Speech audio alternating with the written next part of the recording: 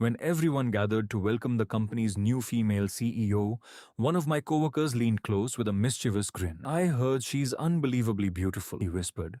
"People say her figure is incredible too. I wonder if she's as elegant in real life." I was about to laugh and answer him. Then the elevator doors slid open. A confident woman stepped out, surrounded by senior managers as they escorted her toward the conference room. The second I saw her face, every thought in my head disappeared. No, it couldn't be. My heartbeat stopped for a moment. The woman who had just become our new CEO was the same woman whose heart I had broken 4 years earlier. What kind of terrible luck was this? Without sparing me a glance, she walked calmly toward the executive office. The three of us exchanged nervous looks before silently following behind. She looked even more stunning than I remembered. Tall, graceful, and carrying herself with quiet confidence, she radiated authority. To everyone else, she looked like the perfect business leader. But I knew there was another side to her, a side nobody else had ever seen. She stood at the front of the room and calmly introduced herself. "My name is Shu Anan. Starting today, I will be serving as the executive CEO of Chenan Group. I hope we can work well together." Her voice was steady and composed. "I only ask one thing from everyone. Never make important decisions without reporting them first." "Understood, President Shu." She nodded slightly. "Let's begin with introductions." The first coworker stepped forward. "Hello, President Shu. My name is Chiao Chen. I'm responsible for organizing the CEO's schedule, meetings, travel arrangements, and daily planning." The second followed. "Hello, President Shu. I'm Fang Zhang." When the introductions finally ended, the three of us left the office together. My mind was still somewhere else. I didn't hear anything around me until Junhao called my name several times. "Ah, Chen." He waved a hand in front of my face. "I've been talking to you forever. Where did your soul disappear to?" I blinked. "Huh? Sorry, what were you saying?" Junhao laughed.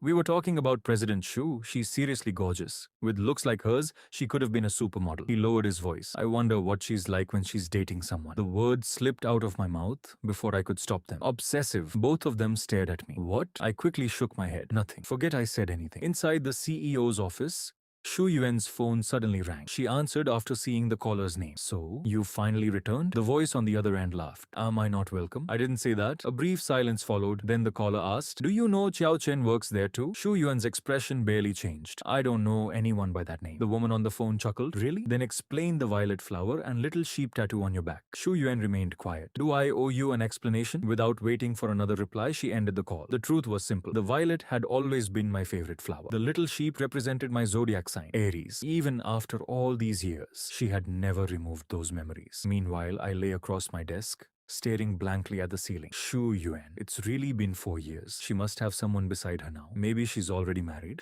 Maybe she's living the perfect life. A voice interrupted my thoughts. "Ah, Chen." I looked up. Junhao stood beside my desk. "You don't look well." "I stayed up too late last night." He nodded. "The HR department just sent out a notice. They can't find a suitable executive assistant, so they're choosing one of us to fill the position temporarily. There'll be a salary increase too." I immediately shook my head. "I'm not interested." Both of them looked surprised. "You should let Fang Zheng take it. He needs the extra money. He's saving for a house before getting married." Junhao sighed. "But you're the most experienced. The previous CEO trusted you with almost everything. Honestly, you're already doing half of an assistant's work." Then he lowered his voice. "Besides, President Shu looks pretty strict. She kind of scares me." A calm voice suddenly came from behind us. "I'm scary?" All three of us froze. Shu Yuan had quietly walked downstairs without anyone noticing. Junhao forced an awkward smile. No, President Shu, you only seem a little serious. Actually, you're very beautiful." He laughed nervously. "I bet your boyfriend can't take his eyes off you." I nearly choked on my own breath.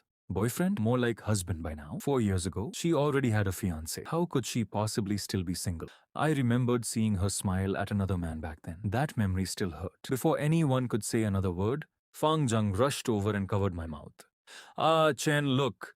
He quickly changed the subject. "The HR profile says President Shu graduated from Gushin University too. She studied finance. They even called her the campus beauty." He turned toward me. "Didn't you study there too?" I forced a laugh. "With an ordinary face like mine, how could someone like me ever know the most popular girl on campus? I've never met her." Junhao rolled his eyes. "Ordinary? You've got to be kidding. Every month girls leave homemade lunches on your desk. We've practically been eating free meals because of you." I smiled helplessly. "Then I guess you're welcome." The atmosphere relaxed for only a moment. When we stood up together, I suddenly noticed Shu Yuan, standing quietly beside the emergency staircase. My heart skipped. How long had she been standing there? Had she heard everything? Junhao immediately greeted her politely. President Shu, did you need something? You could have just called us. She glanced around the office before speaking. I came to see the assistant department myself. The HR team should have informed everyone already. I need a temporary executive assistant. I've reviewed each of your resumes as well as your work performance over the last 2 years. I've already made my decision. Her eyes moved toward Junhao. Your client responsibilities will be transferred to Chen. Handle the remaining parts of his workload. Then, she turned her attention directly toward me. Starting tomorrow, Chiao Chen, you'll be working as my temporary executive assistant. After a brief silence,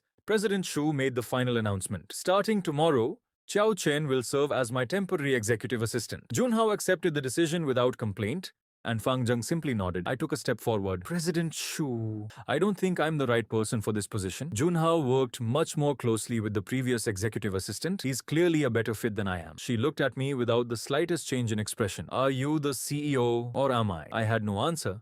She gave me one cold glance, turned around and stepped into the elevator. The doors slowly closed. Inside my head, I was already screaming. Unbelievable. Just because you're the CEO doesn't mean I want to work beside you. Someone, please save me from this nightmare. Junhao noticed the miserable look on my face and laughed. Why do you look like you're being led to an execution? Being the executive assistant is an amazing opportunity. Better benefits, better pay, and a promotion. Most people would fight for that job. So why do you look completely devastated? I grabbed his arm. Junhao, help me think of a way to get out of this. He sighed helplessly. She's the CEO. What exactly do you expect us to do? Then he smiled. Relax. President Shu can't be worse than the last boss. You're probably worrying over nothing.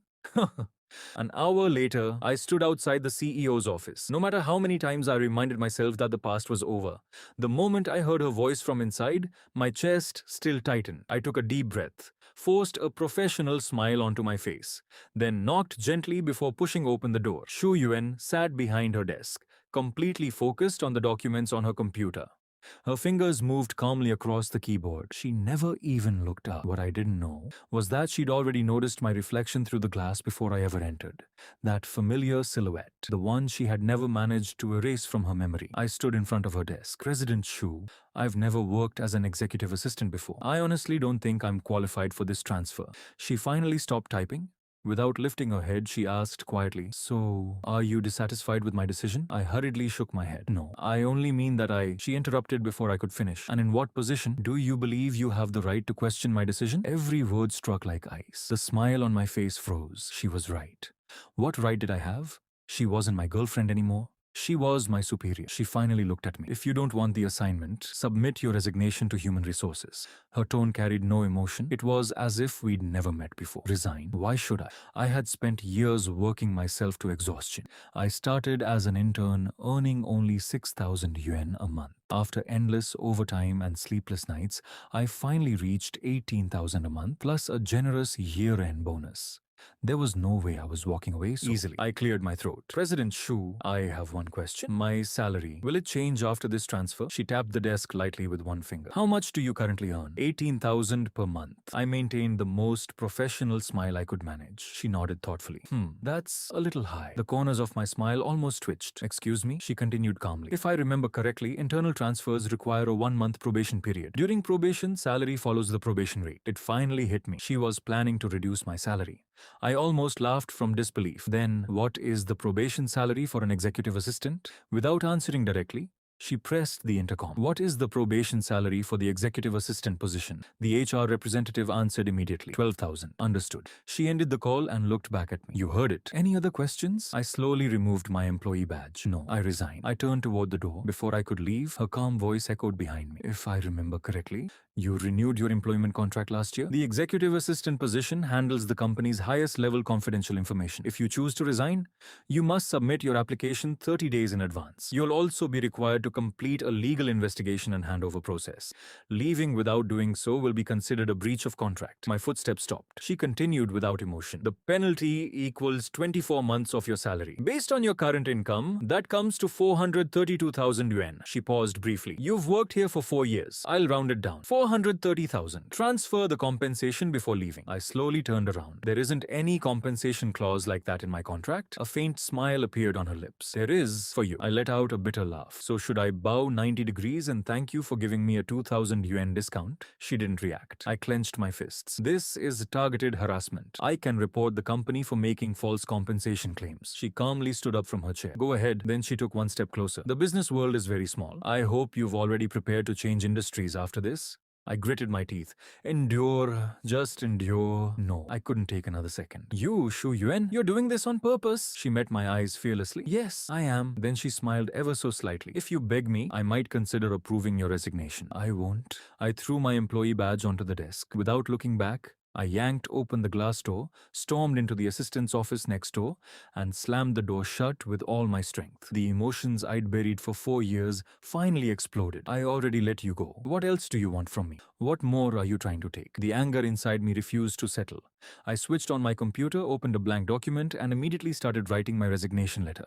Every sentence came from pure frustration. The moment I finished, I sent it straight to the HR director's email. I hadn't even taken a full breath before the reply came back. Rejected. A few seconds later, my phone rang. It was the HR director.